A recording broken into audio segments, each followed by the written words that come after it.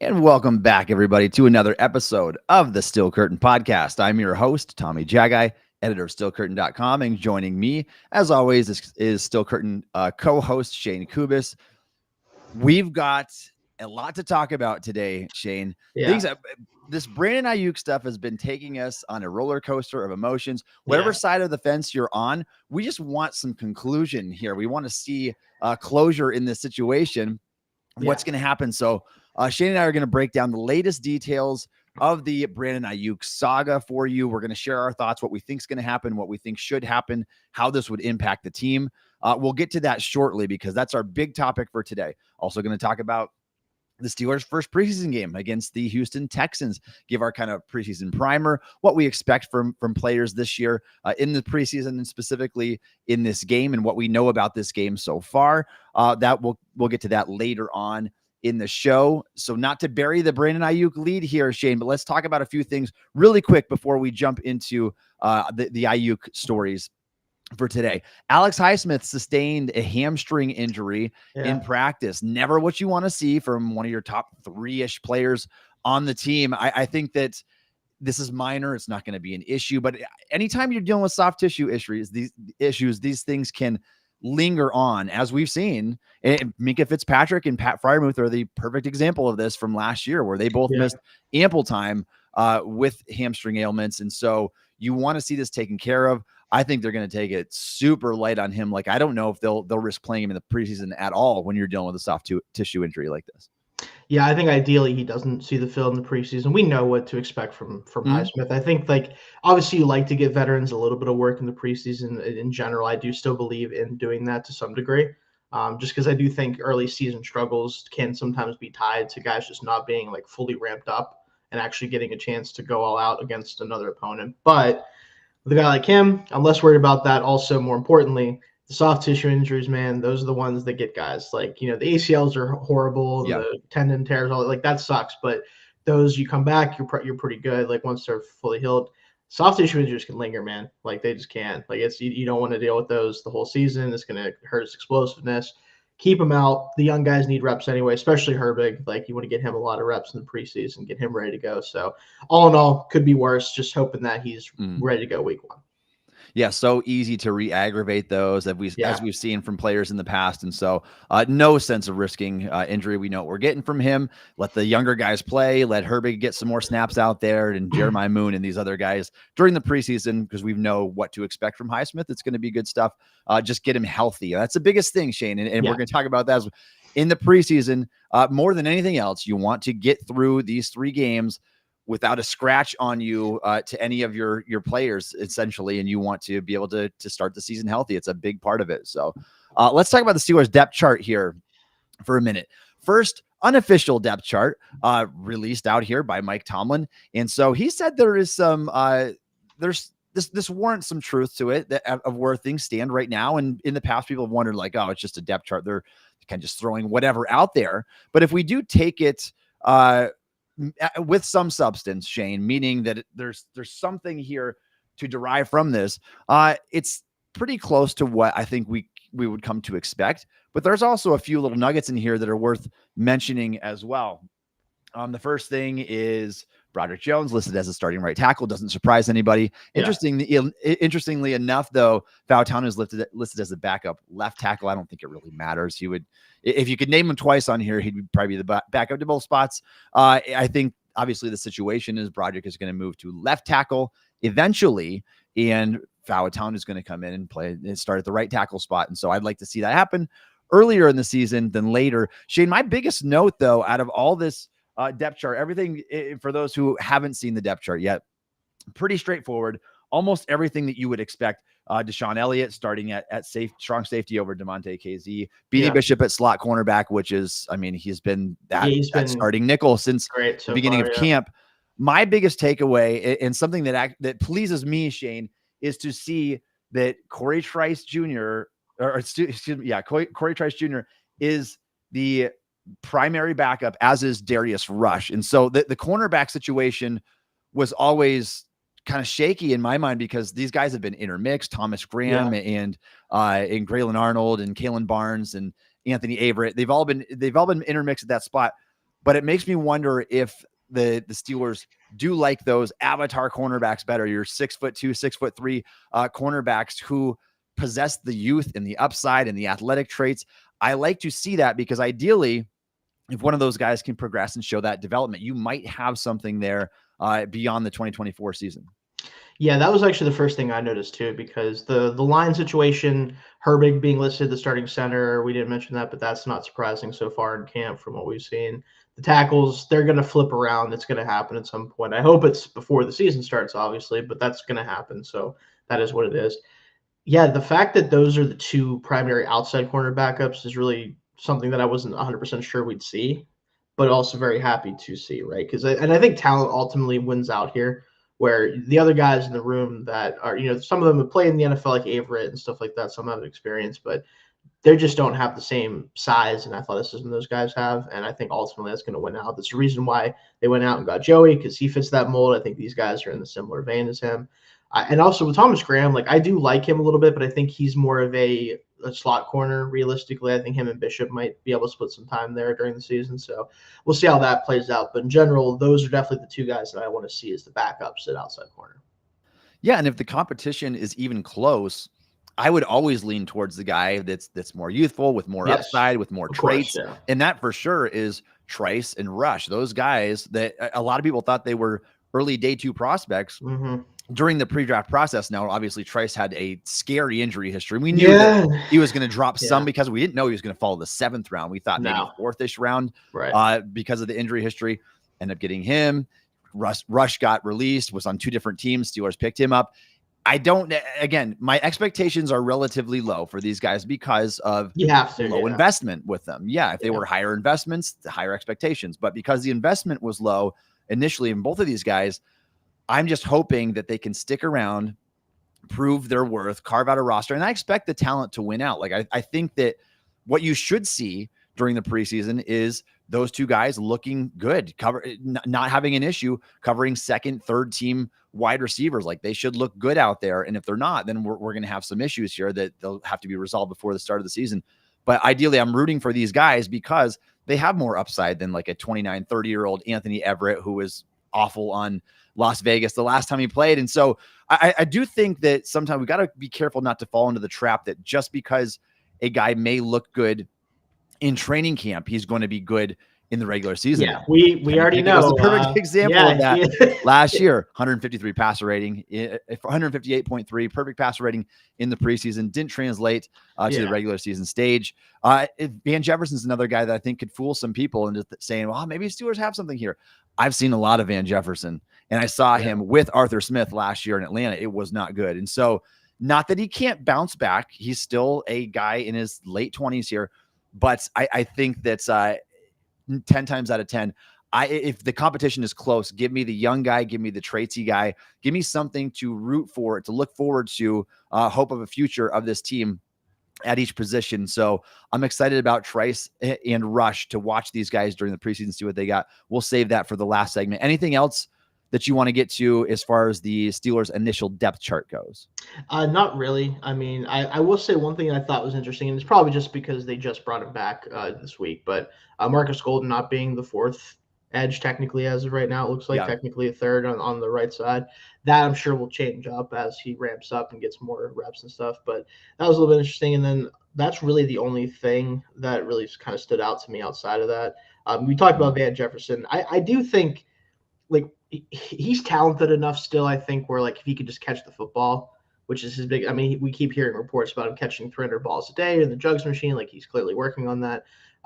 He didn't exactly, not that the quarterback play with Pittsburgh is guaranteed to be great, but it's definitely better than Desmond Ridder. Oh yeah. You got it. I mean, if nothing else, like even last year's was better than Desmond Ridder. So I'm hoping maybe you can get a little bit more out of him if he does have to play a lot. But yeah, if you bring in, like we'll talk about in a minute, Aiyuk, or if Roman Wilson gets ready to go and he's good to go, definitely rather see guys like that play over him. So. Yeah, for sure. And I don't want to spend too much longer on this either. We've got a lot to talk about, but it is interesting to note Dean Lowry, who obviously hasn't practiced yet, has been still ramping up. He is listed as 2nd team Whereas linebacker Cole Holcomb is listed with the third team. He's got jumped by Matakavich. So not really sure why there's an inconsistency there with both two guys that are both injured, because obviously Holcomb is a better football player than Matakavich, who was starting linebacker for the Steelers last year or so. But I expect if Holcomb comes back, and that's it's something we just don't know where his status lies right now.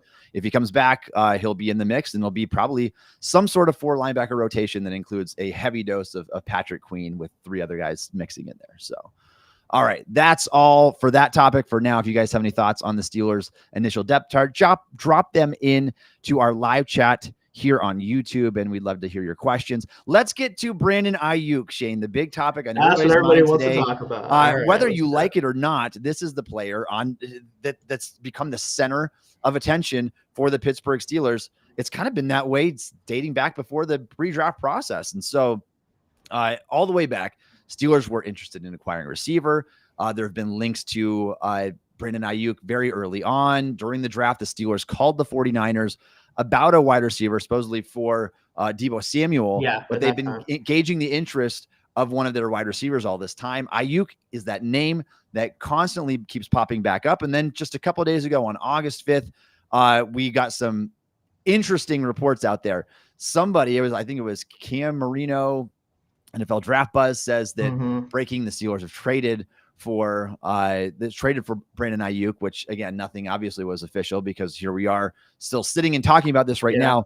Another guy, Ricky, on Twitter, has got 51,000 followers, said that this is imminent. It's happening. It's in the process right now. He's doubled down. He's tripled down. He's like, this thing is going down. And then you get pushback from national NFL insiders saying, no, it hasn't happened. No, the Steelers are at one point they said the Steelers are out of the race. It's between the Patriots and Browns. And that proved to be false. It was the opposite way around. And Shayne, so I can't share all the information that I was told either, but I was told that how things would play out secondhand from Aiyuk's agent, and things are transpiring exactly the way that he said that they would. He said that Aiyuk was not interested in playing for the Patriots or the Browns. And so that's out of the question. And this, if you want to check it out, I wrote the article midday on August 5th. I think it was like 6 hours before the NBC report came out on that. So go look at that. Patriots and Browns were not going to be an option because Aiyuk was going to essentially refuse to play there. He was going to say, I will not commit to signing a long-term extension with you. And I guess when you're a good player, you can hold that type of leverage over people. We saw it with Antonio Brown when he sabotaged his trade value with the Bills, and the Steelers were forced to trade him to the Raiders for, instead of getting a 2nd-round pick, they got a 3rd-round pick. So I think Aiyuk is doing kind of the same thing to a lesser degree. Obviously, he's not at the head case that Brown was. Not exactly, no. No, but you can see how that would work, because in order for a team to be willing to trade really good capital and pay a receiver really good money, they need that promise that he is going to be there for the foreseeable future, not just be there for a year and then be forced to franchise tag him or let him hit free agency. Play that game. You can't do that. The other one was the other thing to note here that I was told was Aiyuk was his first choice was the Washington Commanders, wants to go play with Jayden Daniels, and Washington just didn't have enough interest in giving up for him. So that kind of leaves the Steelers, which is Aiyuk's second choice reportedly. And I think that it makes so much sense. Shayne, I know we had this conversation a while ago, and I think we both put a percentage on this, and I think it was after the NFL draft. I'm like, I think it's down to like a 30% chance.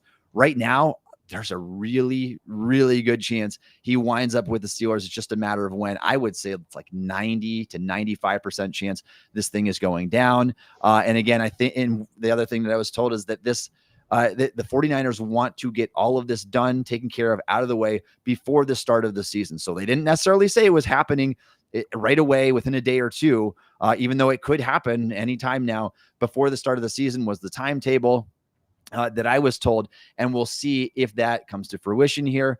What are your thoughts on all this? I know there's a lot to unpack right here, and I'm rambling on, but what are your thoughts on everything that you've seen out there so far on Brandon Aiyuk? So real quick before I get into my thoughts, just we have a couple chats I wanted to get to about the situation. So of course our friend R Barley 18 chiming in. The word is a 2-5 in Austin for BA. I've heard something similar to that. So, something in that framework of giving up a receiver of some kind and a couple draft picks. Like that seems like kind of what the Steelers are wanting to offer. Something in that vein in terms of value. And then we're talking about, do you think the insane tax rate in Cali could reduce his asking price here? I just don't like paying 28 to 30 per year for a wide receiver who's never been the focus of the coordinators, essentially in this run-heavy system. Those are definitely big ones to talk about. That I think the trade package thing is kind of hard to really decipher what the Steelers are giving right now, what the Niners actually want. But again, that seems about right for what they're trying to do. And then I think he just doesn't want to play for the Niners for whatever reason. I don't know if it has much to do with playing California or the tax, anything like that. I think he just wants to go to somewhere else that maybe he feels he can develop as a receiver more, because the Niners offense, as great as it is very kind of based on the run game more so than anything else. And he was super productive in it, but not the volume that maybe he wants. Maybe he doesn't feel he's respected as much because he plays in that offense. Whatever the reason is, he clearly wants to kind of spread his wings in a different place, right? As far as how I feel about the whole thing, there's no doubt that he makes us a better football team, right? Like that's not really the question. And I think it's more so how you value roster building in this era of Steelers football, where we spent so much money on defense for years in a row now. We've had the most expensive defense, I think, for 3 consecutive years, maybe longer than that. I'm pretty confident at least the last 3 years we've had the most expensive defense in terms of just cap allocation. So at some point that has to change a little bit, right? You can't keep just dumping money into the defense and hoping the offense can get by, right? And the biggest question, though, with that move is what happens with guys like George Pickens, right? Because after next year, he's going to need a contract extension if you want to keep him. Are you going to be willing to pay Brandon Aiyuk probably close to, if not $30 million a year, and something similar possibly to Pickens if those two really play well together, right? That's kind of where this starts to be a little bit of a situation where would you rather have Aiyuk and less draft capital or Pickens and the draft capital? To me, Aiyuk is such a clear receiver one player that it's hard for me to say that I would pick Pickens over him, as much as Pickens has a unique skill set and he's a really fun player. Between some of the goofiness with him sometimes and everything else, like I'm more confident that Aiyuk would make the offense better long term than I would be with Pickens. So I'm kind of on board with that, especially if they could keep both. But that's again a question for later if this ever happens. I do think, though, this is going to happen, like you said. It feels like the Browns and Patriots, as much as they may have wanted him, he has just basically told them like it's not going to happen. And whether or not that's a good decision or not will come down to the future, obviously. But I get it from his perspective. I think this is about Tomlin ultimately. And this is where, despite our criticism of him over the years, right, there's no doubt that people want to play for this guy, right? Now, the Steelers don't always oblige that because they're not willing to spend money sometimes or trade players. But in this case, it seems like they are willing and able and trying to do so. And if he can make it happen, if nothing else, the offense should be so much better than it's been for the past, almost half decade really now at this point. Yeah, I don't disagree at all with that. Before I unpack and share my thoughts on that, I want to backtrack just a little bit here and kind of go over some of those questions that were dropped in the chat. What I was told, a few more things that I was told as well. This was, again, a couple of days. This is August 5th now. It's 2 days after the time of this live stream here. James Daniels in a second-round pick was what was on the table originally from what I was told. And then what was the other one here? Oh, the 28 to 30 million per year. 28 was the number that I was told could happen. Willing to take what he deems is a little bit under market value to come to Pittsburgh, a place where he really wants to be if he can't be in Washington. So we'll see if either of those things unfold here or not. Obviously, a lot of conversations can take place in a few days. And so the language there could have changed tremendously. And then just first, we haven't mentioned either. It's worth noting that Andrew Filipponi of 93.7 The Fan said that a source told him that there's a verbal contract already between the Steelers and the 49ers for an Aiyuk trade. I mean, when there's this many breadcrumbs leading to one place, Shayne, it very, very much feels like it's happening. It's just a matter of time. When is this going to all unfold? And so I wouldn't discount I wouldn't discount all of this because of how much of it is out there. But I think that just kind of be careful about it until it actually happens. And the things that I was told, they could all change. Like it's the language of the deal, everything involved. I think, Shayne, though, my thoughts on that before I get back into the actual fit for the Steelers. I think that's I'm trying to remember where I was going with this thought, and I lost myself here for a second.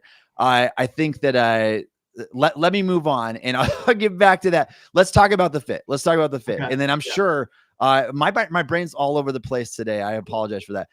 Let's talk about the fit with the Steelers here. George Pickens and Brandon Aiyuk, top 3 pairing wide receivers in the NFL. I think you've got Tyreek Hill and Jalen Waddle. You have T. Higgins and Jamar Chase. I think that right now it's Debo and Aiyuk, and then it's going to flip flop, and it's going to be Aiyuk and Pickens. I throw probably AJ and Devontae Smith in there too in that conversation, probably just AJ Brown, Devontae Smith, comparably. Just to be fair, to the Eagles, I think that due diligence for sure. I mean, there's others. There's Stephon Diggs and we'll see how that is. Yeah, because that could be really so but there's not that many teams that pay 2 massive contracts to the wide receiver position. And some of those are just the ones that we just mentioned right there. So you have to decide, is it worth doing it that way? But I agree with you, Shayne. I think the defensive spending has been so heavy for so long now. And the way that the league is shifting, like you've got to be able to score points. This team hasn't scored points in 6 years now with Randy Fichtner and Matt Canada. Obviously, we hope that goes up by default just by getting a new offensive coordinator in Matt Canada. So we'll see if it does or not. But I think regardless, Brandon Aiyuk makes your offense better. There's no question about that. The question is the aftermath. What happens after that? Is Pickens mature enough to take this on and to take a maybe lesser role, even though he's not a guy that was necessarily peppered with targets anyway? Is he going to be okay kind of taking a little bit of a backseat, as talented as he is, knowing that he otherwise would have been that number 1 receiver? I mean, if you look at Arthur Smith's offense these past couple of years, Drake London has been just peppered with targets. So, and Pickens is probably thinking, all right, I've seen that. That could be me this year. Aiyuk comes in. Is he going to be okay with that? That's the first question. Can you make it work with both of these guys? Ideally, that they're both just the most willing players you can have, the best teammates you can have. And they're both superstars out there on the field that are helping your offense score points and win football games. And so if they can, that's awesome. In that best case scenario, Shayne, you're still looking at, as early as next season, you need to start thinking about giving Pickens a contract. What is that going to look like? I mean, he's coming off of a nearly 1,200 yard season, 1,140 yards, 5 touchdowns, 10.8 yards a target. Pickens was really, really efficient despite the worst offensive coordinator last year and bad quarterback play. And so if he can improve that efficiency, then you're looking at a massive deal. Can they afford to stomach both? I think, though, a fallback plan, Shayne, would be either if Pickens does not handle the situation well, if he throws a few tantrums during the season, whatnot, as long as he doesn't sabotage his trade value, a la Antonio Brown, the Steelers could turn around and maybe get that pick back for him that they kind of traded for Aiyuk, and kind of it comes back full circle. Now you've got a player who's a little bit older, a little bit more experienced, and a little bit more reliable. I'm a big Aiyuk fan. I think he is a legitimate top 10 receiver in the NFL. I'd put him just inside that mark, maybe the 7 to 9 range.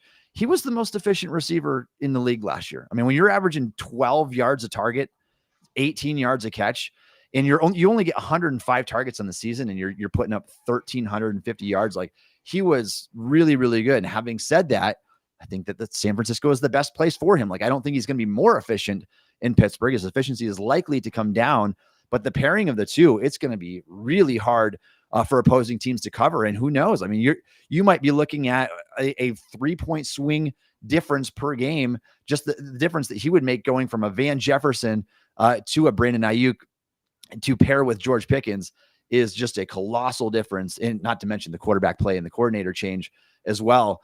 Very, very intrigued by it. And again, Shayne, to me, it always comes back to the asking price. And this was my hold up early on. All along, I mean, this is specifically before the draft. It's like Aiyuk's going to go for a first round pick. Aiyuk's going to get paid $30 million a year. We see what the market is for wide receivers. We see all these guys getting contracts, St. Brown and AJ Brown, and they're all in the $30+ million a year range. Why wouldn't Aiyuk make a case for that? He's a second-team All-Pro player. He's coming off of an amazingly efficient year, one of the most productive receivers in the league in just a fraction of the targets. He's going to argue for that. But if we're talking now about maybe 28 million per year, not that I would be held up over 2 million, but 28 million per year, the biggest thing is if you're dropping from a first-round pick down to a second-round pick and I give you a guy on an expiring contract or something, that's really different because you're talking about, I can give up a pick in the 40s or 50s. That's not going to hurt me at all. Now, with the way the Steelers have drafted the last couple of years, I don't like giving up draft capital, but Brandon Aiyuk, I would make an exception for Shayne. Is that kind of where you are on all this? I am with that too. I think it matters if we have to give up the first. It does, because at the end of the day, a first-round pick for a team that may not have an answer at quarterback as early as next year, right? Because we don't know, one, who's going to end up playing the most snaps for this team at quarterback this year. There's a lot of questions about that, especially with the Wilson injury and kind of giving Fields a runway to prove himself a little bit. Like, we don't know if either one of those guys are going to play, even more the majority of the snaps this year. We may have no answer, right, going into the offseason. And, maybe we do, hopefully so. But having that first-round pick could mean the difference between getting a young player that you can hope to develop or not being able to do that. So being able to keep your first, I think, in this situation is very important. But again, if you're going to use a first-round pick on somebody, Brandon Aiyuk would probably be a good option for that. At the end, like getting proven talent for first-round picks isn't something that I think is as bad as people think it is. And you look at some of the history of that, especially recent history. Look at what AJ Brown has done for the Eagles, getting him for a first-round pick to the Titans, right? Like, we've seen what that can do for an offense. Now, granted, the Eagles had an unbelievable offensive line and they had a quarterback that they tried. So that's something that they felt comfortable doing. But doing that for a player of that caliber certainly can work out. I think oftentimes will end up working out. And you were talking about the fit with Pickens. I think the thing to remember with both of these guys is they've both been hyper efficient in their offenses, despite, especially for Pickens, having just bad quarterback play, and for the Niners having so many weapons, so many mouths to feed, that you can never really be like the guy for them, right? Like, it's not going to work that way as it would for some other teams. So both of those two would benefit from not having to truly be that like 150 target guy. I think they both will be more efficient with each other than they would be separately from each other ultimately. And I think there's room for both of them to thrive. I think there's a situation where you could pay Pickens, still have money to do everything. I think that's possible. But I just want to reiterate, like, if you're a huge fan of Pickens, this trade could very well mean that he will not be a Steeler in 2 years. Like, that's just the reality of it, right?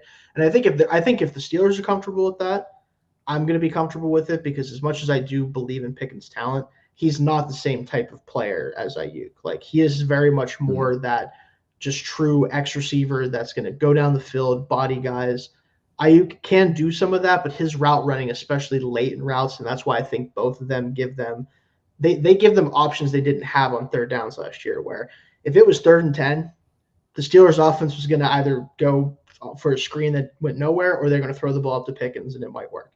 Now they have multiple answers for that. They have the scrambling ability of the quarterbacks. They have Aiyuk that could separate late in routes. They have Pickens who could just body the corner no matter where he's catching the ball at. Like, it gives the offense way more answers than we've had, especially in the money downs for, like I said, a half decade now, basically, at this point.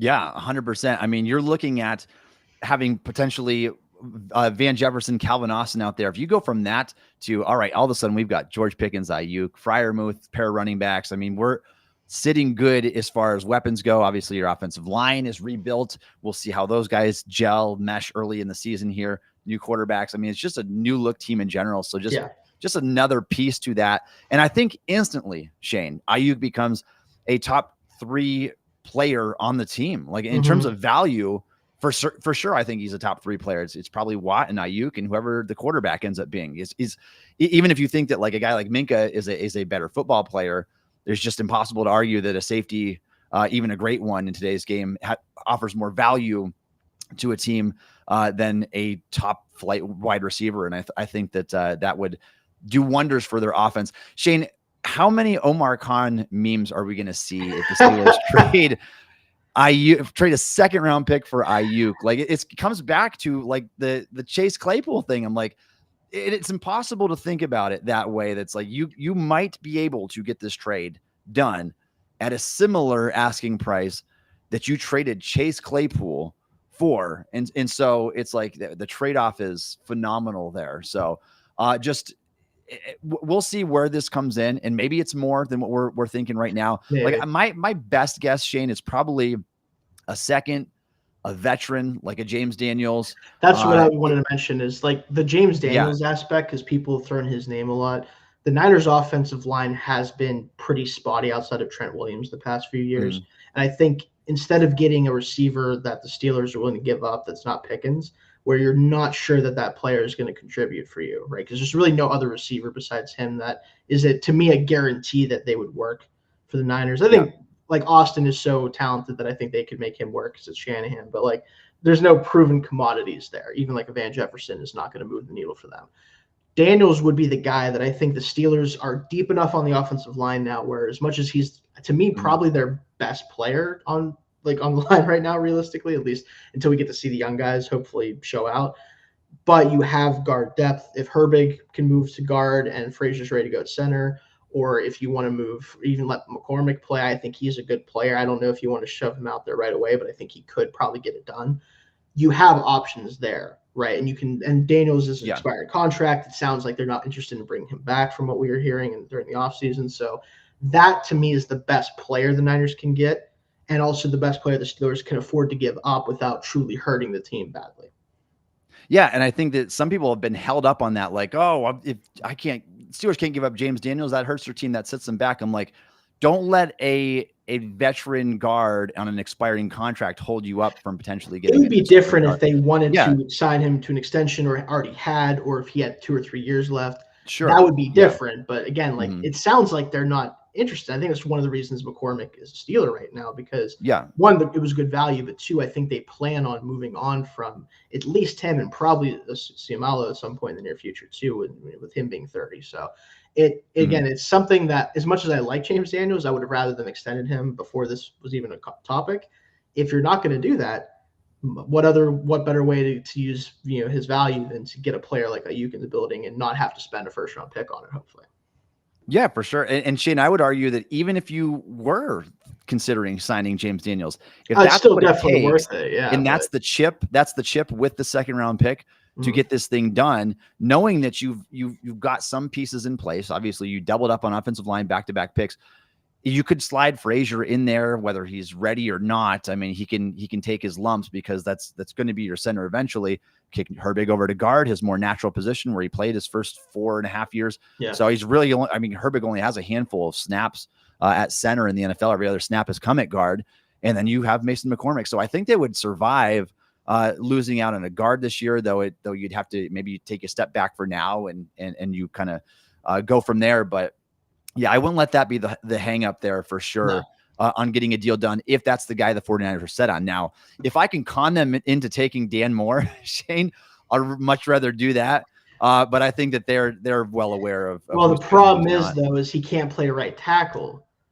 That's right. So he can't. So how is he gonna? Flip to the other side. So Trent Williams would have to move to right tackle.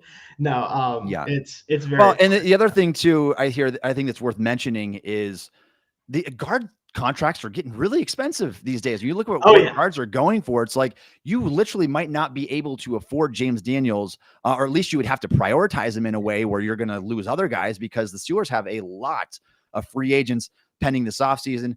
In addition to Daniels, it's Cameron Hayward, it's Pat Freiermuth, it's Dante Jackson. I mean, there's a plethora of guys, not to mention both of your quarterbacks, Russell Wilson and Fields, if you're planning on signing one or the other. Yeah. So yes, they do. Steelers do have a lot of money in cap space. I think there's like third in cap space projected next season's effective cap space.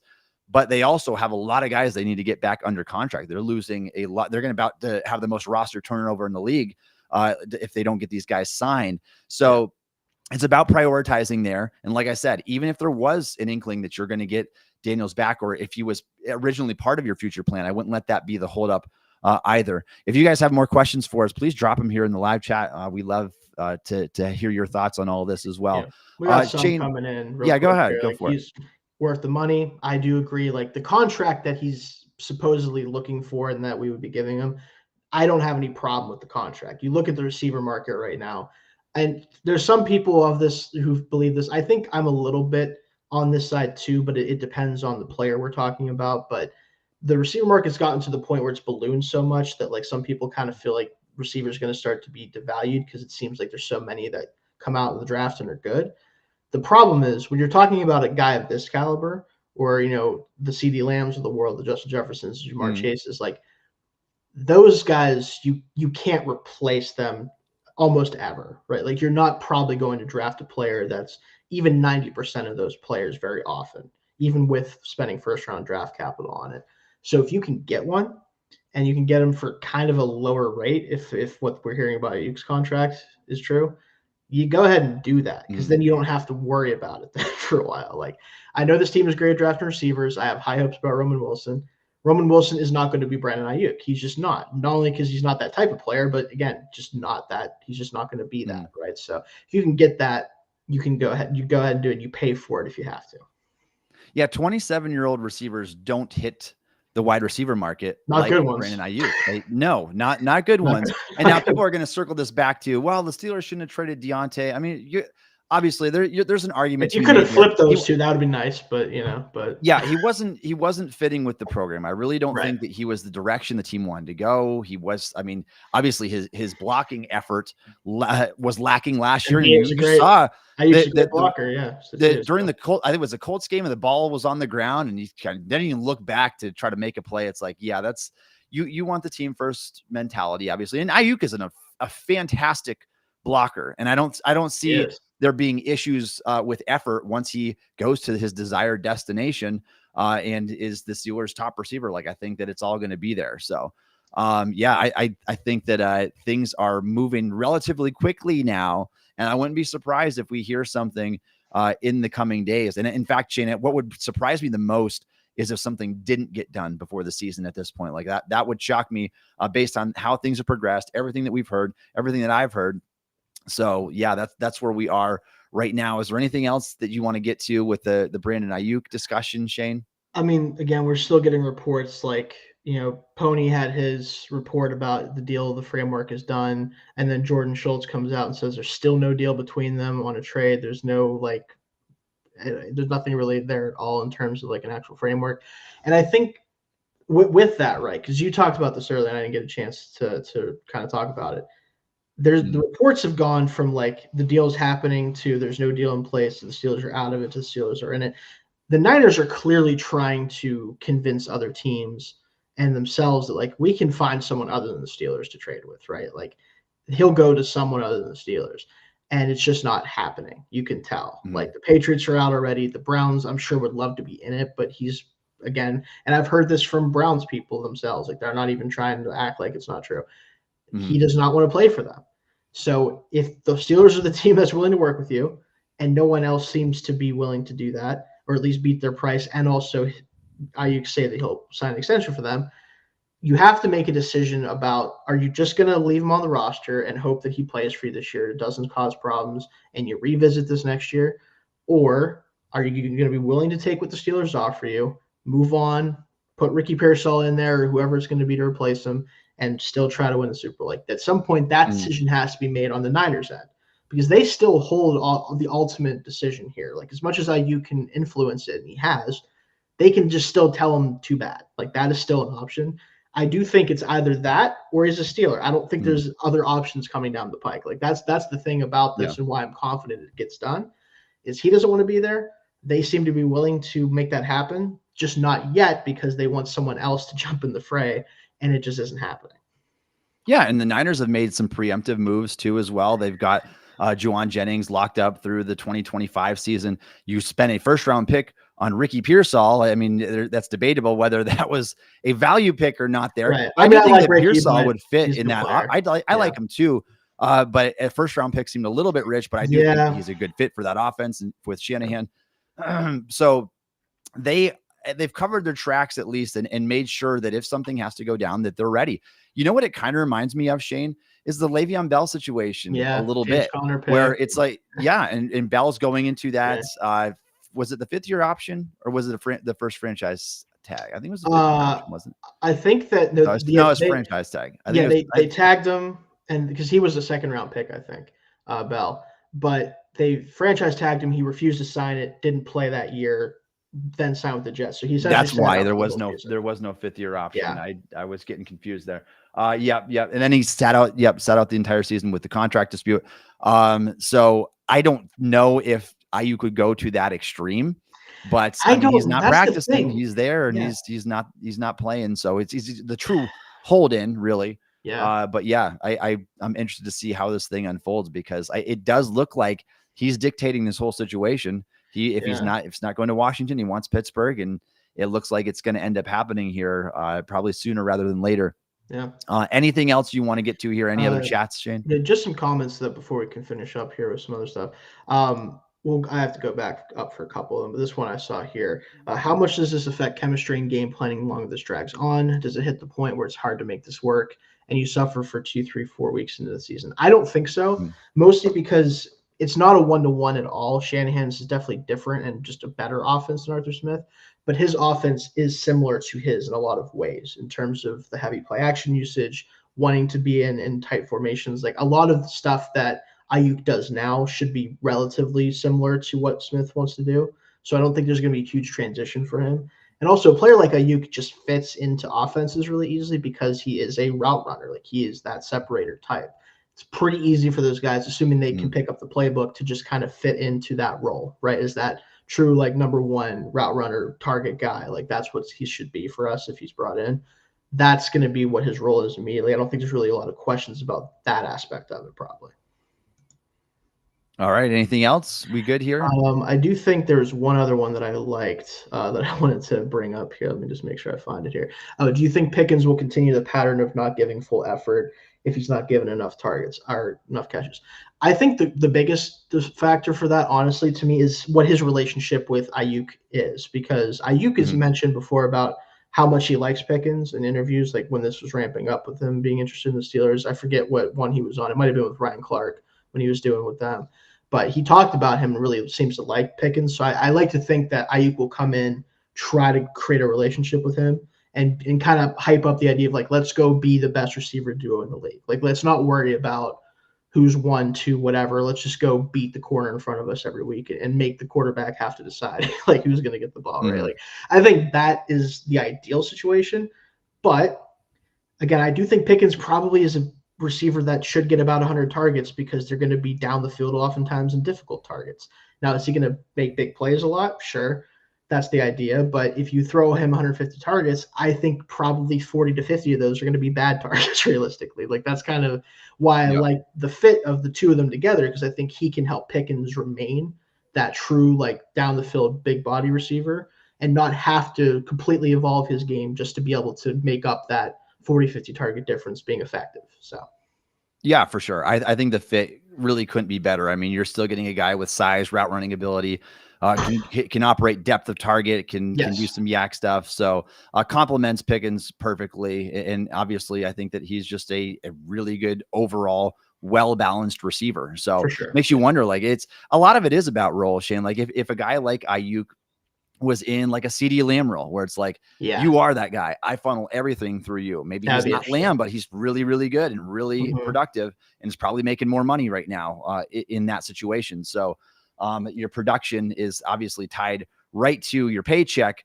when it comes to football. And so maybe that's why he's feeling like he needs more and not getting obviously the offer that the 49ers wanted to give him.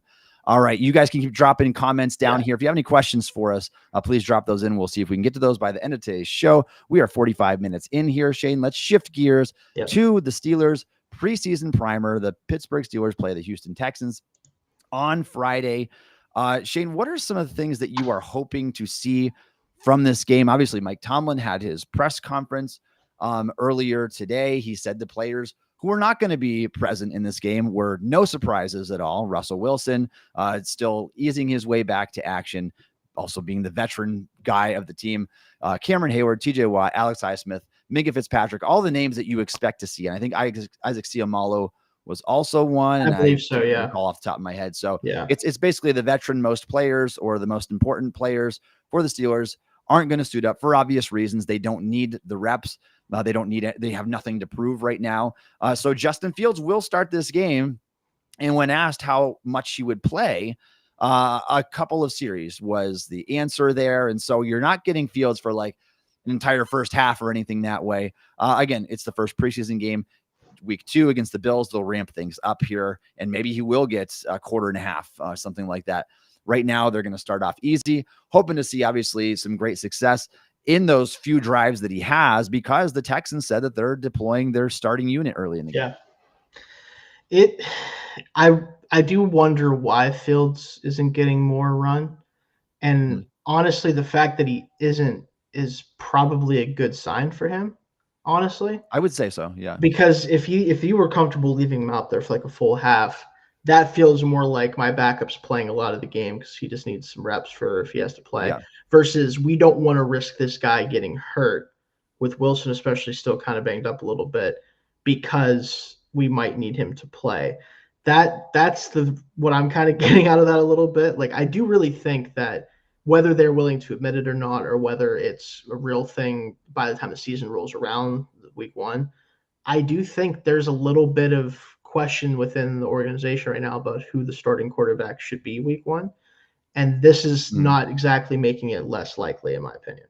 But yeah, I think that I agree with that assessment there. I don't know how much of it is due to Wilson's injury and how much is it due to the way they view Fields, but there's no question, Shayne. I don't think you can watch Fields in the way that he's performed over this past week, beginning with like Friday Night Lights all the way until now. Yeah. See his performance and say, yeah, there's no quarterback competition, or yeah, Russell Wilson is still clearly in pole position. Like, I just don't think that, whether they want to convince themselves that's the case or not, if Fields is looking as good as he is and as promising as he is, I think it's warranted to say we got to leave this thing up for grabs. Now, it goes way back now when the Steelers first signed Russell Wilson, and there was a report that Mike Tomlin called Wilson, when Justin Fields was traded for, Mike Tomlin called Wilson to confirm that Wilson was going to remain their starting quarterback. And that was the report all the way back then. I think, here's my thought on this, Shayne.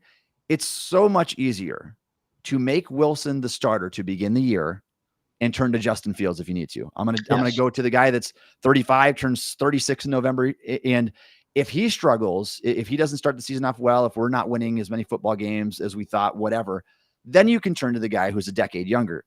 It's really hard to do it the other way around. Yes. Like, you put Fields in at the beginning and say, Fields, I want you to work out, but you've kind of had your ups and downs. We're going to bench you for the 9-time Pro Bowl Russell Wilson. Like, that's a shot at his confidence.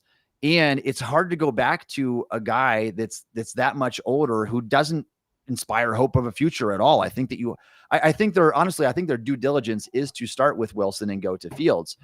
My preference would be start with Fields and he plays the entire season long and you've got a franchise quarterback. But we know that the odds of that happening are very, very slim. Just finding a franchise quarterback in general, there's only a handful of those guys out there in the NFL, regardless of who's getting paid and not. So I think that that's their approach, Shayne. And I would be, regardless of what Fields does in preseason, and I expect him to look really, really good. I mean, he's going to beat up on scrubs just with his arm talent, his legs, in a vanilla defense that he's going to be going against. But I regardless of how he performs, fully expect Russell Wilson to be the starting quarterback of the Steelers week 1. And then Fields is the guy they can turn to if things go south. And I will say if the Aiyuk trade happens, I think it actually makes it more likely that Wilson starts the season as the quarterback, because you want somebody who you're more confident can get a passing game going. And even last year, as bad as it was at times, that's still Wilson, realistically, if we're trying to just bet on what we've seen, right? And I think the other thing, like you said, if you go to Fields right away, you have to be willing to keep him in there the whole season, in my opinion. I don't think you can go back to Wilson at all. Like, I think if he loses the job outright or gets replaced, it's Fields' job for the rest of the season. Going to Wilson at any point, and obviously there's the idea of saving your season if we're in position to do so, but I just think, again, you have to be willing to commit to it. And that's why I don't think he's going to start the year, like you said, too. I think they're going to let Wilson try to prove that he's just good enough to keep Fields off the field. But I just still don't think that's going to end up happening. I really don't. It's not even that Wilson is going to be terrible per se. I just think that Fields is going to do enough. And ultimately, what this comes down to, and this is something we won't truly know until he gets to play real games, it's just, does he understand the offense? Like, is he able to find his second, third receiver in the progression? Is he able to make good decisions with the football? Those are things he has not done in the NFL, just hasn't done it. If he's showing that in practice, which it seems like he mostly is, if the coaches are comfortable with him being able to do those things, particularly Arthur Smith, he should just play now. So if he doesn't, that might mean that he hasn't quite shown that yet also. So it's a really weird situation, but I ultimately want to see Fields because, again, I think he's the only one of these two that has a potential pass this year. And I'd like to have an answer for pass this year, ideally. So.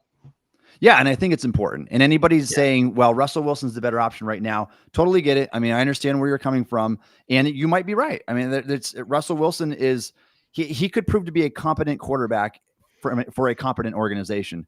But I think the more important question is looking beyond the here and now. It's like, what's going to happen in the future? What I don't want, Shayne, is to go through the entire 2024 season and not learn a thing about Justin Fields.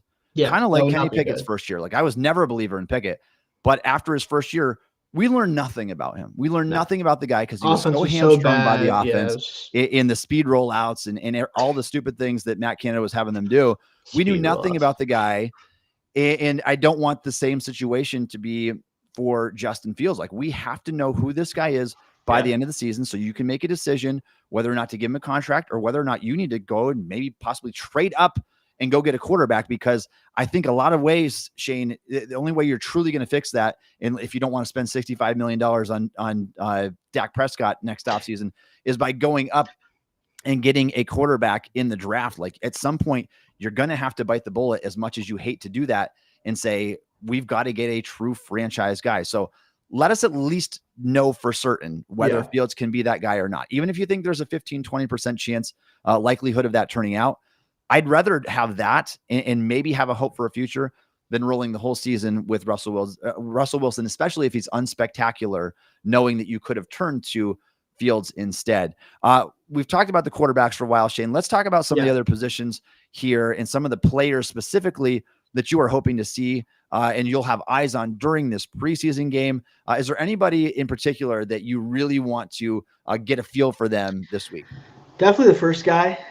Again, it's going to be one of the situations where it's just going to be fun to watch it for sure.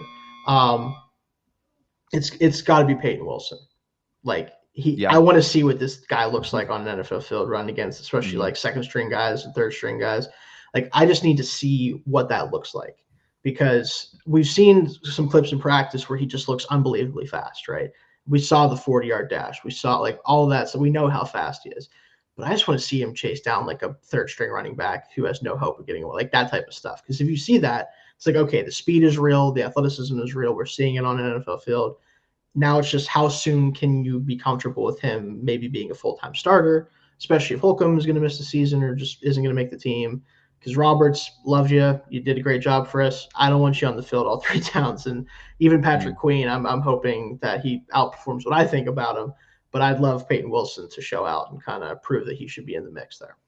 He is going to be one of the most fun guys to watch during the preseason. I think that speed and that closing speed flashes so often on tape. And you can go back to his NC State tape.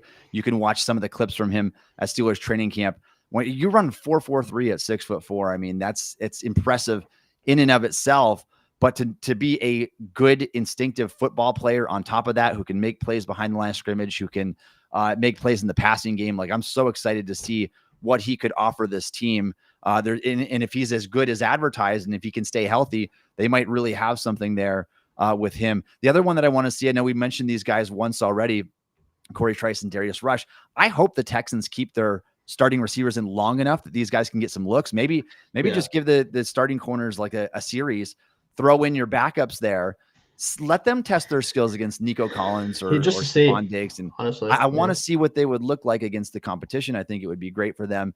So those ones as well. Obviously, all the players that have been drafted by the Steelers over the last 2 years. Honestly, I don't need Herbig to play. I don't need Nick Herbig. I don't need Nick Herbig to play very much in this game. Like with Highsmith's hamstring ailment, I feel like I'm pretty confident in what he's going to offer as that situational pass rush specialist. He would be fun against backup tackles, though. So. He would, he could beat up on those guys. Just that speed and dip around the edge. Yeah. Darnell Washington's another big one too. Come on strong these last week and a half here of practices, and so if he can do something, man, I'd love to see him do something in the passing game. He's not going to be a volume guy. Again, but the red zone stuff with him is what I want to see. Throw him a couple red zone targets like that. That's the biggest thing. Like, and not to harp on it too much because we don't want to spend too much time to finish this up, but how Matt Canada couldn't come up with a way to throw that guy the football in the red zone with all of our red zone issues. Now, obviously, didn't get down there a whole lot, so that creates a problem. But like you're telling me you didn't have any plays for the 6'7" guy to catch the football in the red zone? Okay, like Arthur Smith. If there's one thing I know about him, he likes his tight ends and he kind of knows how to use them outside of maybe Kyle Pitts, but that's a quarterback issue too. But yeah, I think he'll definitely at least factor in some way there. So. Yep. Jack Coletto too is another name. I want to see how he's going to fit in there. We got a comment here. Cecil, chance for a great law firm in place. Wilson, and Wilson. Russell Wilson, Roman Wilson, Peyton Wilson. It's funny because my wife will say, "Oh, did you see that Peyton Wilson just got injured?" I said, "You mean Roman Wilson?" How's she going to know? Too many Wilsons. Yeah, too many Wilsons for sure. But just stockpile all of them. So I'm trying to think who else here. I mean, Deshaun Elliott's fit. I don't think he'll play very long into this game. Ryan Watts is another one, though. I'm super curious as to what his role is going to be. What's he going to Dimebacker, safety, So a couple of these fits, and Trice was playing dimebacker as well too. Yeah, so maybe they'll throw some dime out there with the first team defense, and he'll see some looks. So all those sub packages, like I'm really interested to see. Should mention Beanie Bishop too. I know he's starting, the starting slot corner right now, but he's still an undrafted rookie. I want to see what he looks like out there. So I think that's one of the biggest ones, Shane, because he's the biggest question mark. And if he's going to be a starting player, he needs to be a quality player at the position so that the Steelers don't have a gaping hole in one that can be targeted all the time. Like, is he going to be a version of Mike Hilton? Is he going to be far less than that? Who knows? But I think that's a good one to keep an eye on as well. Obviously an athletic player, undersized though, 5'9", 180 pounds, but we've seen those guys work. I mean, Hilton was a great version of that type of player. So definitely keep eyes on him as well. I wish that Roman Wilson was playing. Yeah, it's too bad he's not. Really, no, it's always a setback. I mean, best case scenario turned out with him where it was just a sprained ankle and it wasn't anything more serious than that. We'll see if he's available by the following week. I'm sure the Steelers are not going to want to rush him back if there's any chance they think he could suffer a setback. But I'm sure he'll probably, I would assume at least he's going to suit up for the preseason finale a couple weeks from now and get some looks there before the season starts, because it makes me wonder, missing this exhibition time, are you going to be more limited early on in the season where it's like, all right, we wanted to have you be in this role, and now we're going to bump you back a little bit. And that could happen, obviously, if Aiyuk is traded to the Steelers. That's going to happen anyway. He's going to see a reduced role starting off, and maybe Calvin Austin or Van Jefferson will slide in there and get more work. What do you got for us, Shane? Just one last chat that I think we'll have before we probably finish up here. Do you guys think Freiermuth is a bit overrated? I appreciate the attempt at the spelling, by the way. But yeah, not quite there. You got it, though. Yeah, we know what you're talking about. I think underused is what I think of Freiermuth, not overrated. I think that if you didn't watch the Steelers last year, you just looked at his numbers and the fact he got banged up, you might feel that way based on what people thought about him going into the year. But he wasn't targeted very much when he was in the game, and he didn't play a whole lot last year. So it's like, to me, he has to go out there and actually play and be targeted to find out if he is properly rated at all or over or underrated. So I think it's TBD on him for the time being. I think that's a player I truly think you could argue either way because of how productive he was, got the 60 receptions in back-to-back seasons, only player or only tight end in NFL history to do that, to open his career. Yeah. I think that got him kind of that reputation already. It depends on what area of your game he's looking at. He's not a very good blocker, honestly. No, And I thought he would be, being 6'5" and 258 pounds. It's just not he can block game. on the move if he's in the right position. He's not a true like wide tight end. He's not going to bully you at the line of scrimmage. No. But I think where he is very good. And the other thing is he's not a great athlete. I think he's just a very especially straight line athlete. I think he's fluid. Yeah, straight. Yes, agreed. Yeah. He is very, very smooth, though, is how I would describe him. He is smooth, and he's a football player. Like he's got soft, natural hands that he flashes late. He can truck people over after he catches the ball. He's a solid route runner. I think that the area of his receiving game is actually a little bit underrated. The blocking ability stuff is maybe overrated, depending on who you talk to. Some people obviously know that he's not, that's not his forte. But I think that he is, if I were to rank him in the league, I think that's a fair way to do it. If I were to ranking him on league tight ends, I would say probably like the 10 to 13 range ish. Shayne, would you disagree with that? I think the ideal version of him is closer to the 10 and just inside of it. But I think the version that we got of him when he was on the field last year is probably closer to like the 13 range. I think it just comes down to like how effective can he be as a blocker in this scheme? Because he's going to have to do it at times. And then also, do they utilize him as a receiver? Thing, because to me, like, I think he's kind of like the Dallas Goedert-ish type of tight end where, like, again, Goedert is not like this huge straight line athlete. He's going to like run down the field constantly. But he's a smooth mover. He's a bigger guy. He's a very natural receiver. That type of player, like guys that are kind of Kelsey but toned down by like 25%, because Kelsey has the speed and the like everything kind of, but just tone that down by a couple a good percentage points. That's kind of what those guys play a lot like. So. Yeah, and if you have a receiving tight end like Freiermuth and you just don't throw him the ball very often, not it's hard to see good. What he can do. I do think there's a lot of schemes that would probably be a better fit for Freiermuth. But we'll see how this one works out. Like the Arthur Smith fit was curious to me because I just want to see what his role is. Like, are they going to ask him to block too much where he's not going to be effective at it? But I also don't think he's going to have to play a lot of inline either, because I think that's going to be Washington's job. Yeah, and that's why Hayward will be out there. I'm predicting obviously that Michael Pruitt will make the team as a do it all for you guy, and Arthur Smith guy already. So it's a fair question for sure. Anything else that you want to get to today, Shayne? We're an hour into this thing here. Yeah, I think we're good. We covered all the Brandon Aiyuk stuff. I haven't heard anything noteworthy since the show started, and like now that we're past it a little bit, so I think that at least for now we're safe. Now, will they trade for him 10 minutes from now? Probably, based on our track record. But for now, I think you guys can sit tight and just wait for any sort of concrete news. So. All right, awesome. Lots of live viewers in the chat today, so thank you all for coming out. Please make sure you like this and subscribe for more content if you like what you heard today. If you want to keep getting involved in the chat and asking us questions and going back and forth, we'd love to have you come back next time, same time next week. We go live every single Wednesday at 1:30 p.m. Eastern time on YouTube. Also, please check out Josh Yorish's show at 1:30 p.m. Eastern time on Monday. So Monday we're live, Wednesday we're live at the same time. We're going to bring you lots and lots of Steelers content this year. Thank you for following us on the show today. You can follow Shayne on Twitter at Shayne Kubas. You can follow me on Twitter at Tommy Jaggi. You can download the Still Curtain podcast wherever you get your podcasts. Also check us out on YouTube or ask Alexa to play the Still Curtain podcast. And thanks again for listening to the Still Curtain podcast.